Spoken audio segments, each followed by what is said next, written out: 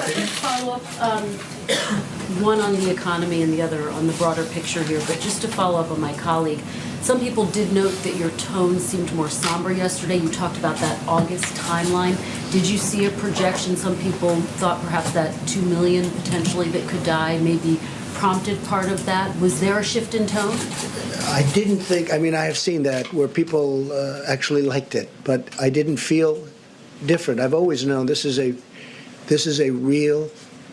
pandemic. I felt it was a pandemic long before it was called a pandemic. All you had to do is look at other countries. I think now it's in almost 120 countries all over the world. No, I've always viewed it as very serious. There was no difference yesterday from days before. I feel the tone is similar, but some people said it wasn't. You know me for a long time. I've been talking about this for many years. Long before I decided to run for president, I've been talking about this. And we have to be able to take care of our country. And that was one of the many things on the list. Well, we've officially reached the point at which Trump is rewriting history and pretending that he thought the outbreak that he'd been downplaying for months was indeed a pandemic after all. And while his supporters might take what Trump is saying at face value because he's programmed them to believe that he, and only he, is telling the truth, in reality, Trump has been singing a vastly different tune. Have you been briefed by the CDC? I have. Are there words about a pandemic at this point? No, we're not at all, and we have it totally under control. How concerned are you? Well, we pretty much shut it down. You know, a lot of people think that goes away in April with the heat, as the heat comes in.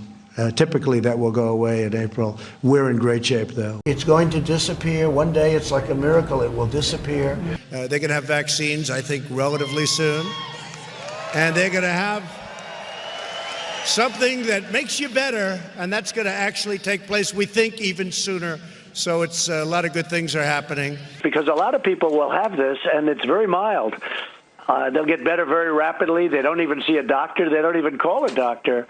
You know, we have thousands or hundreds of thousands of people that get better just by, you know, sitting around and even going to work. Some of them go to work. But as of right now and yesterday, anybody that needs a test, that's the important thing.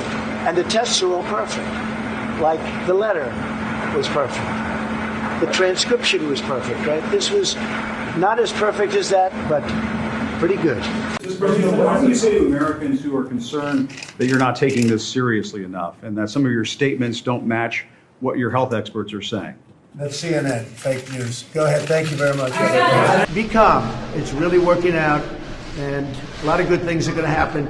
My first question is, you said that you don't take responsibility, but you did disband the White House Pandemic Office, and the officials that were working in that office left this administration abruptly. So what responsibility do you take to that? And the officials that worked in that office said that the White House lost valuable time because that office wasn't disbanded. What do you make of that?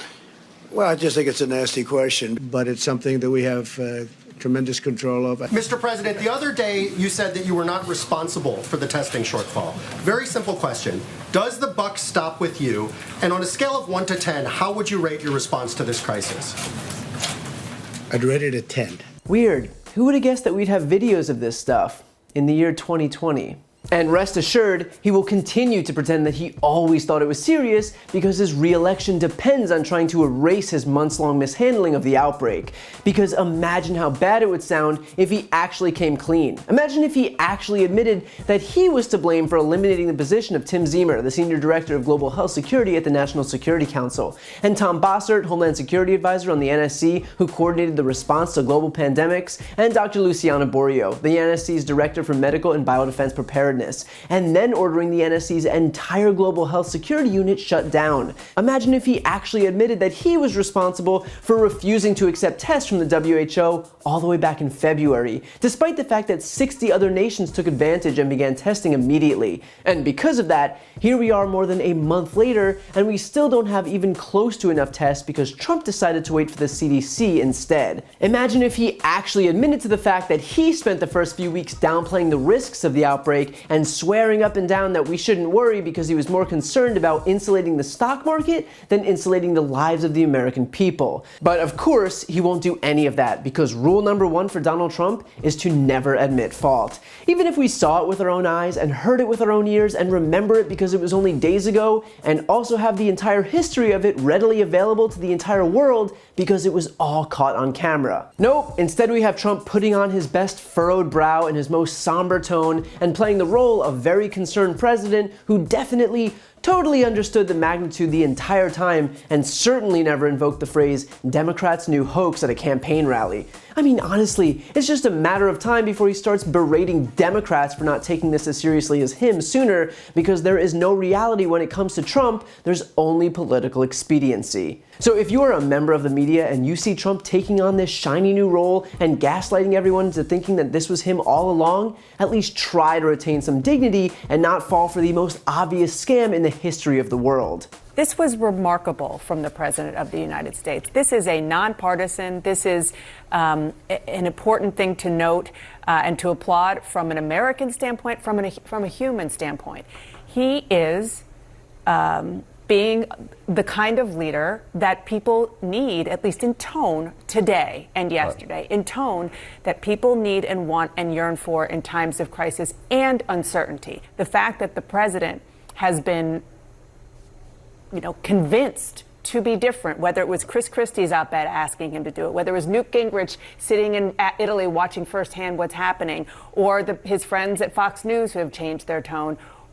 Probably all of the above is what happened, but it is so important to hear him strike that tone of calm and of understanding of how incredibly dire this is. Because I get that he's graded on a curve, but maybe we don't fawn over the guy because he managed to not lick a handrail on national television. So Trump can put on the somber tone and that's all well and good, but what the American people could have actually used was someone who didn't decline the offer of tests when he had the chance. Someone who didn't fire all of the global health experts on the government's payroll and shutter all of their offices. Someone who didn't downplay the risks to save the stock market. Someone who cared, for once, about the lives of the American people instead of his own political future.